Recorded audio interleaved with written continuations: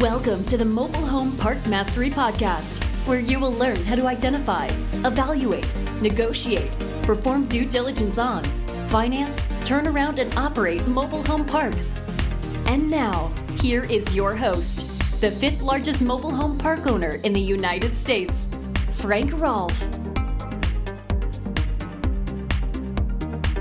Over the last 30 years, we've learned all the things you can find out during due diligence on a mobile home park. We've done due diligence on mobile home parks hundreds of times, and it's amazing how accurate you can be in predicting almost everything, the financials, the demand. You can nail virtually everything, but there's one category of items that none of us know when we buy a mobile home park, and that is what our existing residents are truly like, because you don't in diligence where you vet everyone in there. You don't look at their credit score, their income, all the things you would do if you were a lender making a loan on a home. So as a result, sometimes when you buy a mobile home park, the one nagging concern you have is, I wonder what my tenants are really like. Can they pay the bills? Can they pay higher rent if the rent is too low? But there is one way to tell something about your existing residents, and that's through their automobiles. This is Frank Rolfe with the Mobile Home Park Mastery Podcast. We're going to talk about all these things you can learn about your residents basically just from their cars. So let's just jump into the things that you can learn about mobile home park tenancy based on the automobiles parked in those parking pads or going in and out of the driveway.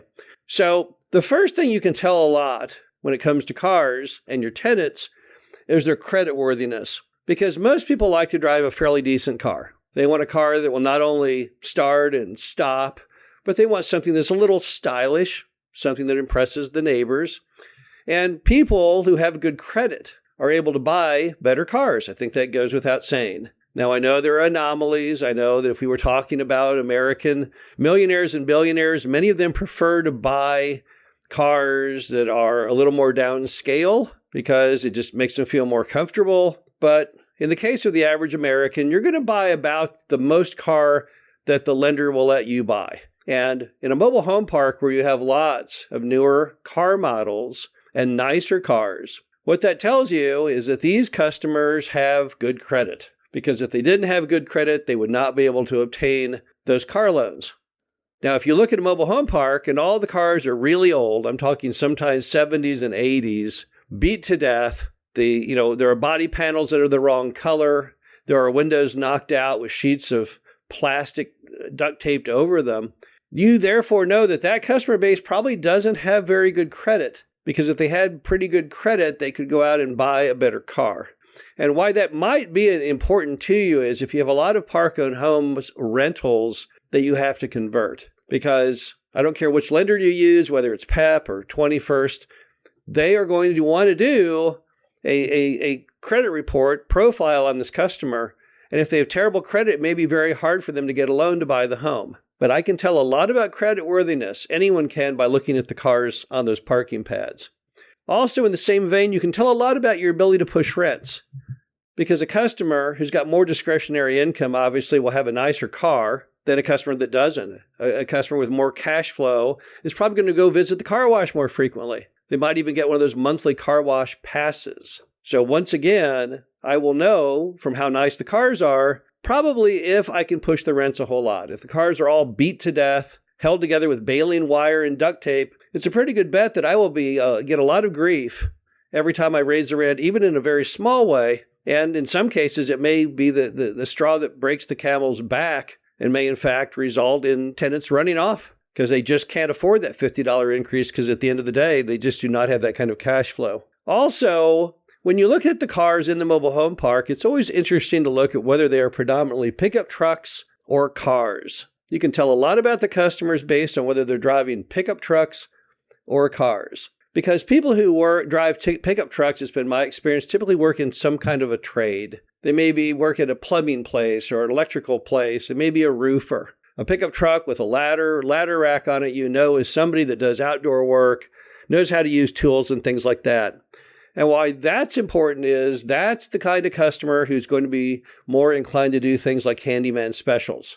So if you've got a bunch of park-owned homes in there, which are old and beat up and in poor condition, and you don't want to renovate them and sell them off, and yet in your state it's legal to sell them in as-is condition, then having a propensity of pickup trucks is a good sign for that, because these are the kind of folks that can buy that old beat up home and they know exactly how to fix it and how to buy the parts. And they have friends who also probably know their own other trades. Someone who does roofing probably knows someone who's an electrician, for example. So once again, pickup trucks, a lot of them in a mobile home park, probably better odds you can get handyman specials done. And then you have the length of tenancy, because a lot of people, particularly in workforce housing, have out-of-state license plates. So if you're looking around your mobile home park, you're looking at buying, and you see a huge number of the cars have license plates that are not domiciled in the state that your park is in, that may be a sign that there's some kind of project going on. Maybe it's the building of a bridge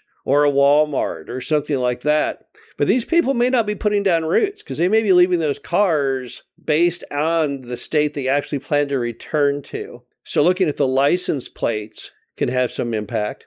And then, of course, you've got the size of household, because if people have a lot of four-door cars or minivans or station wagons, it's a pretty good guess you have a larger resident base than you do if it's nothing but two-door models. But of course, in most mobile home parks today, the only thing that would tell you is you're going to have a lot more water and sewer use. And since you're probably going to push back water and sewer on the tenants, regardless of what they're driving, then that one probably doesn't have a huge amount of importance to it. Of course, you can tell the pride of ownership from the cars, because people who have nice cars typically keep everything up. You probably have noticed if a car is nicely washed and good conditioned, buffed and polished, it's probably parked at a home which shares the same traits as does the yard. So the condition they keep their cars is a good sign of their level of pride of ownership. And we all know that pride of ownership is a huge element to a good-looking park, a problem-free park. So that's a good thing. And then, of course, you have the opposite side of that equation. When you have lots of non-running cars parked up in yards, it means that you have very, very low-class, low-income customers. Because in mobile home parks, the reason you see all those non-running cars piled everywhere in some properties is those are disposable cars. I did not realize when I first got in the business. I just thought, well, they have bad luck. They drive the car till the engine blows and they blow. No, they buy cars where the engine is just about to blow to begin with. In the underworld of cars, there are people out there who sell cars that have 200,000 or 300,000 miles that are smoking like crazy, where there's oil dripping out of the engine block, but they're cheap because they're just about to blow. So people buy those kinds of cars for a few $100s, and they drive them until the engine blows, which they knew was going to happen anyway. And then they leave them on the side of the highway. You see that all the time. There's old beat-up cars laying on the side of the highway with a big sticker that the highway department put on there saying, get this car out of here, or we're going to tow it away. But if it makes it home and then won't start the next morning, they typically just end up in the yard at the mobile home park. And it's a very good indication that people have very low income. Income's so low that they put themselves in the bad position of being unable to get to work sometimes or home from work by having these really lousy disposable cars.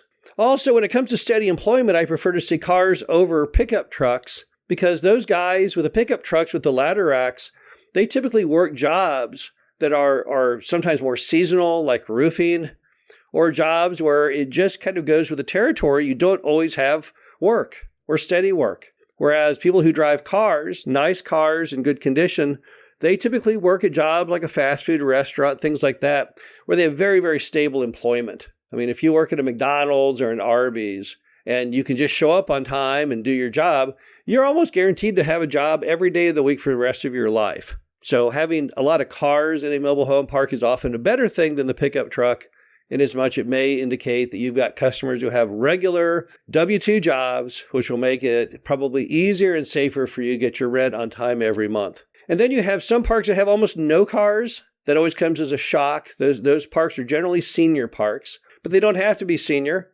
They can additionally be an all-age family park with seniors who live in the spaces. You don't have to be a senior park to be housed with a lot of seniors.